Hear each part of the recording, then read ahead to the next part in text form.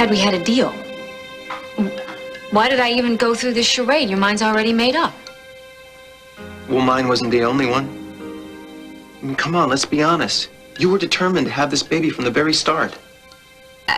And you wanted Dr. Hayward and Dr. Clater to convince me otherwise, didn't you? Yes, I admit it. Yes. I've been crazy about this thing since day one. Ted, we had a deal.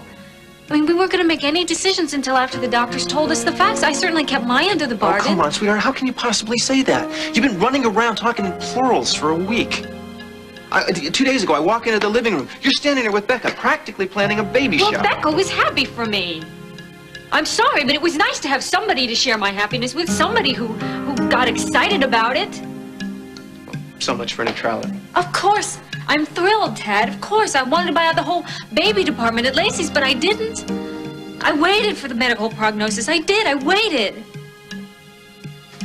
Look, one of the best cardiologists in the whole world just told me that I can go ahead with the baby if I'm careful. And I will be. I'll be very careful. You're high risk. High risk. Do you know what those words mean? Yes, I know what it means, Ted. It means that they'll be looking after me very carefully. I don't know. At this point, I'm just more concerned about what Dr. Hayward told me to look out for. Which is? Stress. Considering that feels like a losing battle at this point, considering my husband doesn't want me to have a baby. You really think this is easy for me? Honey, don't you know that this is tearing me apart? I've dreamed about having a baby with you. You certainly have a strange way of showing it. Come on, that's not fair. You know, if it were possible, I would have the baby myself. Well, luckily we don't have to stretch the boundaries of biological feasibility, Tad, because I'm perfectly capable and healthy. Perfectly? Well, your definition of perfect and mine are two totally different things. Can you just stop being so negative? Honey, I'm just being realistic, that's all. You are being stubborn. You heard what Dr. Hayward said. My heart is fine. My kidney is responding and acting normally. So what, you think that's going to make this a cakewalk? Honey, you got to understand, this is a very dangerous pregnancy. Look, you know, you're just going to say whatever you want to say, aren't you, you know? You didn't even get the doctors to terrify me, so you're going to go on your own personal crusade. Well, it's not going to work, Tad. I'm not going to listen to you. Wait, don't make me out to be the bad guy here. Why would you do something like that? Simply because it's the only way you can come up with to justify your sense of denial? Don't you dare psychoanalyze me. Well, I'm sorry, sweetheart, but there's obviously nothing I can do because nothing I say or feel means anything. Don't shut me out. I want you to listen and understand. There's too much at stake here. For you, for me, for the boys. I'm not just fighting for your life. I'm fighting for our life together. Dixie, I have every reason to be scared stiff. And so do you. Why? I just thought you'd keep your word, Ted. I thought you would listen, actually, to Dr. Hayward. I did listen to him. And what, you just didn't like what he said? What do you want, Ted? You want me to give up this baby over something that might not even happen? You want me to be all clinical and detached? I can't. Okay, sweetheart. Listen. What happens in 2 months if God forbid, your health starts to deteriorate, okay? What if it does come down to a choice between your life and this pregnancy? Will you be able to be clinical and detached in 2 months? Ted, those are a lot of what ifs. As far as I am concerned, if there is any risk to your life, then that risk is too great. I'm going to be fine, okay? If something does happen, I promise you, I will take myself to the hospital. I will go there. I will stay for 7 or 8 months if I have to. I will be careful, Tad.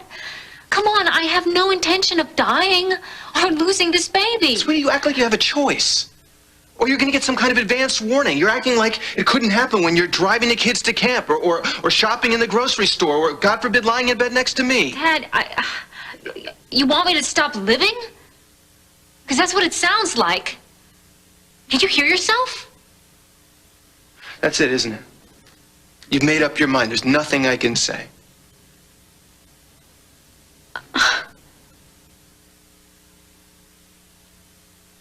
Well, you know you never said congratulations. I can't. I'm sorry, honey. I can't.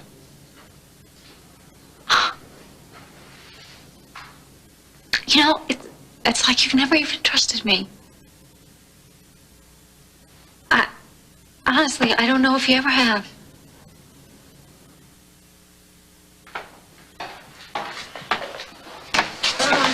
Dixie.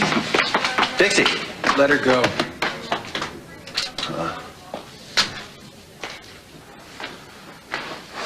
What happened? David Hayward strikes again. You should have seen him. So calm and smug. Like the supreme being standing there saying, "Let there be light." It's pretty much sizing up David Hayward. Yeah, but how could he do it? It doesn't make any sense. How could he possibly give her the go-ahead when he knows full well how dangerous this pregnancy is? How could a doctor encourage someone to go out and risk their life? Well, I don't think it's about him intentionally wanting to risk her life. It's about his ego. It's always about his ego. I mean, he thinks he can pull Dixie through this pregnancy despite the risks. Well, I'm not about to sit around and watch my wife die just so he can play God. Dixie means everything to me. And the boys. If he wants, let him risk somebody else's life to tempt fate. Well, you better make Dixie understand what she's really getting into. Yeah, I can't, Jake. She won't listen to me. Let me put it to you another way. Get through to her, or else. With all due respect, Jake, the fear of God thing is pretty well played out, okay? I'm well aware of the risks. I just don't know where to begin. At this point, Dixie thinks I would say anything to get her to reconsider, and she'd be right. Well, don't push it, all right? There's still a little bit of time. As for her health, I imagine Hayward's going to start monitoring her right away. Oh, well, gee, that's a relief. What a jerk. One word from him, and then everybody would have spared all this turmoil. Yeah, well, turmoil's his middle name. And if it's not there, he creates it. Just look at Liza and Adam, or Ryan and Jillian. Healing is an acquired skill for him. He doesn't do compassion. What are you saying? That he's up to something with me and Dixie? I don't know. I hope he isn't. But the fact of the matter is he's on board, and he's saying everything Dixie wants to hear. I'm begging you, don't trust him and watch him very closely, especially when he's with Dixie.